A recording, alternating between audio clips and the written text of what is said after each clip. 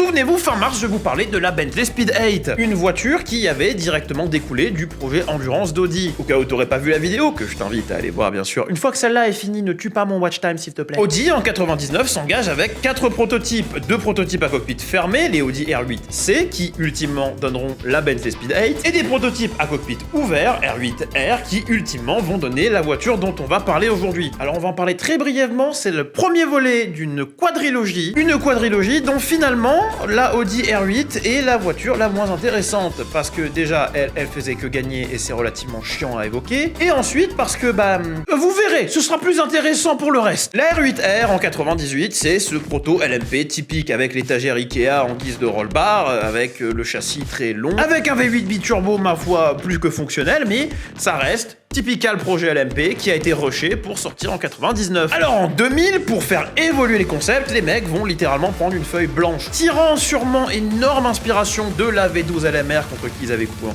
98. La Audi R8 nouvelle est complètement différente. Déjà, RIP l'étagère Ikea qui a été remplacée par une anse de tasse surdimensionnée. Ensuite, toute l'aéro a été retravaillée pour faciliter le flux d'air vers l'immense aileron arrière. La voiture a été élargie, allongée et remplie comme en 1999 le V8 biturbo. Et là, Audi se prépare à péter la concu et donc s'engage en 2000 en ALMS qui entre 2000 et 2001 était plus un World Endurance Championship qu'un American Le Mans Series. Parce que en 2000-2001, la LMS avait des épreuves bien évidemment aux États-Unis, mais aussi des épreuves en Europe. Avec notamment le retour du Nürburgring en endurance cette année-là et une manche à Adélaïde. Take me back, bordel. Surtout qu'au niveau concurrence, si on se base sur ce qui s'est passé l'an dernier, il y a du monde, entre Mercedes avec leur projet CLK, un projet qui survolait la concurrence. Oh my goodness me, that's the flying Mercedes. That is awful. He's landed right off the track. La V12 LMR qui a été conçue en collaboration avec Williams. La GT1 de Toyota qui est la plus belle bagnole qui ait jamais roulé au Mans, ce n'est pas discutable, mes opinions sont devenues factuelles juste pour ça. Et Porsche qui faisait chier parce que leur point faible c'est qu'ils sont beaucoup trop forts, c'est F98 avec ce proto que je déteste parce que la GT1, mais...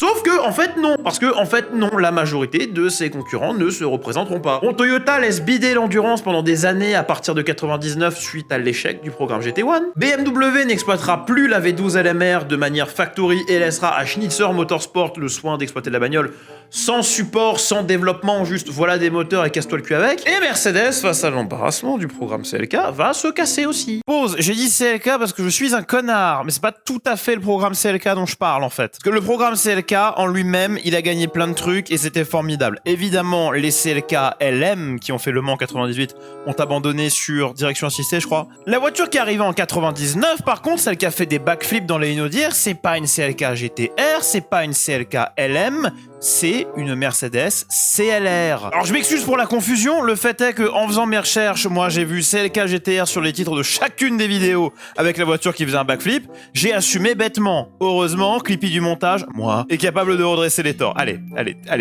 continue la vidéo, on fait comme si c'était pas arrivé. Reste que Porsche qui au final est pas venu, alors je sais pas pourquoi, j'arrive pas à trouver d'informations sûres là-dessus. Tout ce que je sais, c'est que le V10 de ce proto LMP est allé dans la Porsche Carrera GT. Porsche Carrera GT, donc beaucoup de gens, bizarrement, me jurent que c'était le moteur Porsche qui était dans la Arrows Footwork des années 90, ce qui est pas possible, parce que la Carrera GT est un V10, et que de mémoire, le moteur Footwork, c'est un V12, parce que c'était deux V6 Porsche qui avaient été, entre guillemets, foutus ensemble. Bon, vous me confirmerez, mais de mémoire, c'est le moteur du proto LMP Porsche qui allait dans la Carrera, et pas le moteur de la Footwork, parce que ça ferait aucun sens. On va me dire, ils ont fait un V12 avec deux V6 pour en couper deux cylindres, ça ne fait aucun sens. Bon, du coup, tu te dis que si la concu s'est barrée, et que la seule menace, un tant soit peu, c'est la V12 LMR qui est opérée de manière privée, GG easy win pour Audi. Et pour la première course, t'aurais raison, parce que les mecs vont faire 1 et 2 et couper du petit bois sur la concu. Sauf qu'ensuite, ça tourne à l'avantage BMW pendant 2 courses et que à la 4e course de la saison, Nürburgring, à la surprise générale, en Allemagne, alors que le haut du panier est quand même allemand, c'est une panose qui va s'imposer. Et ça, c'est sûrement dû au fait que Audi soit venu à plusieurs courses de la LMS en début de saison avec la R8R d'antan et pas avec la nouvelle Audi R8. Alors à ce moment-là, on va croire à un vrai fight. À ce moment-là, on se dit que peut-être, en fait, la LMS 2000 va être banger à regarder. Audi gagne tout. À partir de là, entre Sears Point, que je déteste, et Adélaïde, que j'adore, ils vont tout gagner.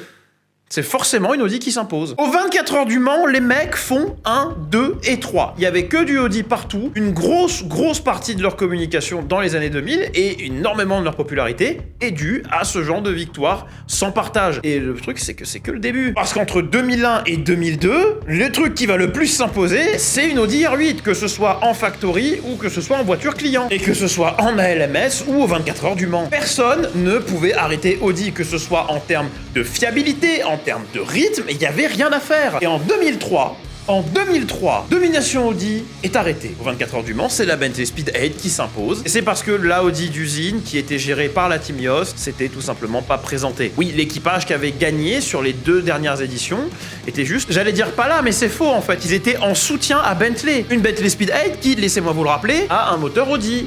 Le même. Et dont une des voitures était conduite par un certain Tom Christensen, qui était, comme par hasard, au volant d'une Audi il n'y a pas un an. Et en plus, le saviez-vous, mais Bentley est possédé par Volkswagen. Volkswagen qui aussi possède Audi. Et ce serait quand même une putain de coïncidence que Bentley se décide à unveil une nouvelle Continental GT la même année où il gagne au Mans, avec le soutien de la team qui a gagné les 2 dernières années, avec le même moteur. Non, mais ce serait qu'une coïncidence. En 2004, Bentley n'est plus aux 24 heures du Mans. Audi n'est toujours pas présent de manière factory. Par contre, on a Audi Sport Japon qui vient avec une R8 et qui remporte l'édition 2004. Puis en 2005, alors malgré l'énorme balance of performance qui avait été infligée à l'Audi pour lui couper les couilles, c'est encore une R8 qui s'impose aux 24 heures du Mans. C'est d'ailleurs encore une R8 qui s'impose en ALMS. Les mecs, en 6 ans d'utilisation de la Audi R8, vont gagner 6 éditions de la LMS. Sur 6 ans, Audi s'est imposé 6 fois en tant que motoriste. Sur 6 ans, c'est 5 Audi R8 qui vont s'imposer aux 24 heures du Mans. Je sais pas si vous vous rendez compte à quel point l'achievement est énorme. Et même moi qui suis pas du tout fan de bagnole allemande,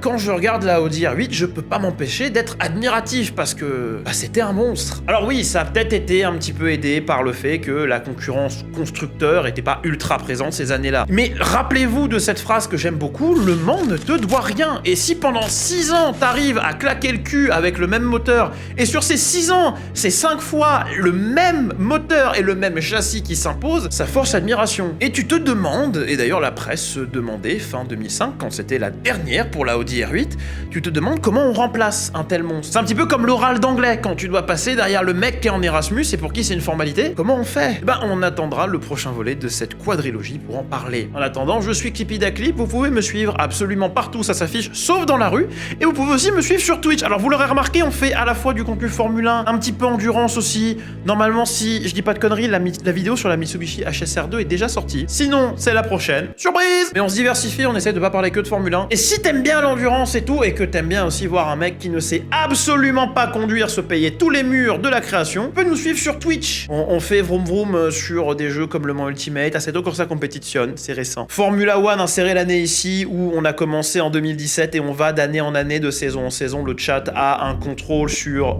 l'équipe où on va. On se marre bien. Bref, c'était Clippy, bisous!